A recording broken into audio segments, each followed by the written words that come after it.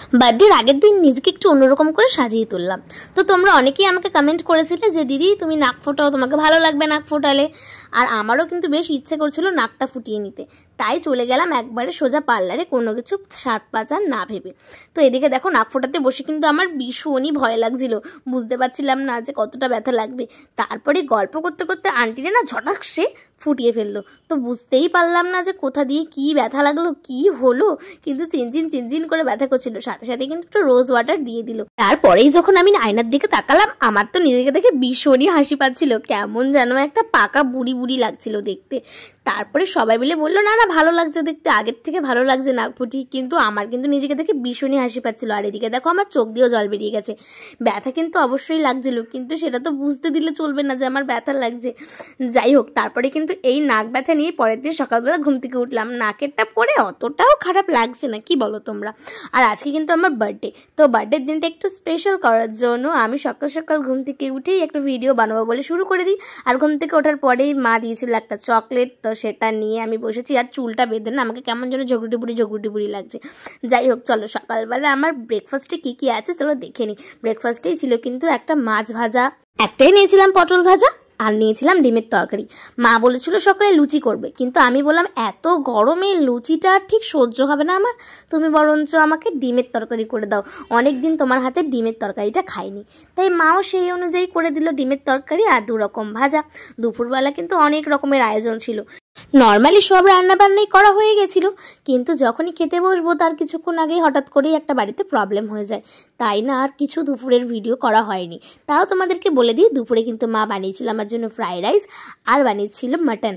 যাই হোক, খাবার দাবার কিন্তু বেশ ভালোভাবে এনজয় করেছিলাম। তারপরে আমি দেখো সকালে টিফিন করার পরে খেয়ে নিচ্ছিলাম পায়েস। এই ভিডিও কটা ছিল বলে তোমাদের সাথে তো শেয়ার করতে পারছি, না হলে তো সেটাও শেয়ার করতে পারতাম না। তো যাই হোক, বাদ দাও সেসব কথা। তারপরে বিকালবেলায় এসে কিন্তু আমি এই ড্যামলেটটা খুলে খেতে শুরু করেছি সবে, তখনই হঠাৎ করে অমিত বললো রেডি হবে, একটু চলো ঘুরে আসি।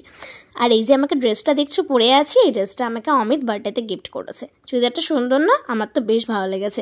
তোমাদের কিরকম লাগলো অবশ্যই কিন্তু কমেন্টে জানিও। সত্যি কথা বলতে বার্থডে নিয়ে কিন্তু আমাদের সেরকম কোনো প্ল্যানিং ছিল না, কারণ কয়েক মাস আগে আমাদের বিয়ে গেছে। তাই ভাবলাম যে এইবার আর বার্থডেটা অত ভালো করে সেলিব্রেট করার কোনো দরকার নেই। তারপরে আমরা কিন্তু সেদিনকে কেকও কাটিনি। কেন সেদিন কেক কাটিনি সেটাও কিন্তু তোমাদের সাথে আমরা পরে শেয়ার করব অন্য একটা ভিডিওর মাধ্যমে।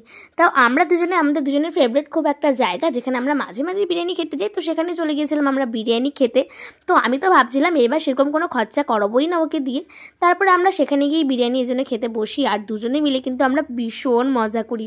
ছোটোখাটো জায়গা হলেও দুজনের মধ্যে কিন্তু আন্ডারস্ট্যান্ডিং থাকলে সব কিছু ভালো লাগে। আর এদিকে দেখো ও কিন্তু আমার জন্য পুরো ল্যাম্প পোস্ট হয়ে গেছে, যাতে আমি একটু ভিডিও করতে পারি।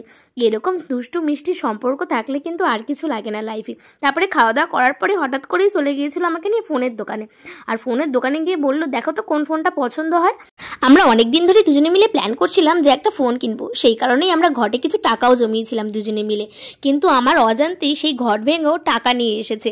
আর টাকা এনে এত সুন্দর একটা ফোন আমাকে গিফট করবে বার্থডের দিন, সেটা কিন্তু আমি একদমই ভাবতে পারিনি।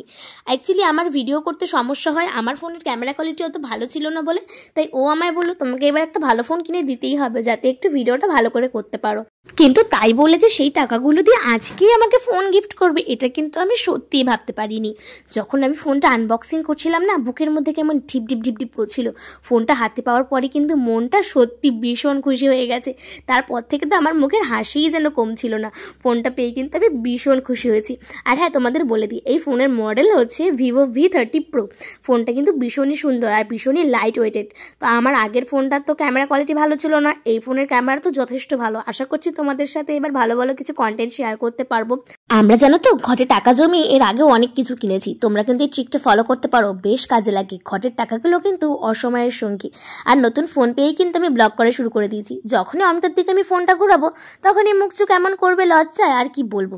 বাড়ি এসেই কিন্তু সময় নষ্ট না করে ফোনটা ঘাটা শুরু করে দিয়েছিলাম। আর এইটা ছিল ফোনের ফ্রন্ট সাইডটা, বেশ সুন্দর। আর ব্যাক সাইডটাও তোমাদেরকে দেখাচ্ছি।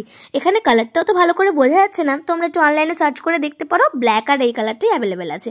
যাই হোক, তারপরে কিন্তু আমরা নতুন ফোন দিয়ে সুন্দর সুন্দর কিছু ছবি তুলে নিয়েছিলাম। প্রথম দিনের ছবিগুলোই কিন্তু বেশ স্পেশাল হয়। আজকের ভিডিওটা আমি এখানেই শেষ করছি, দেখা হবে নেক্সট দিন নতুন কোনো ভিডিও নিয়ে। চলো টাটা।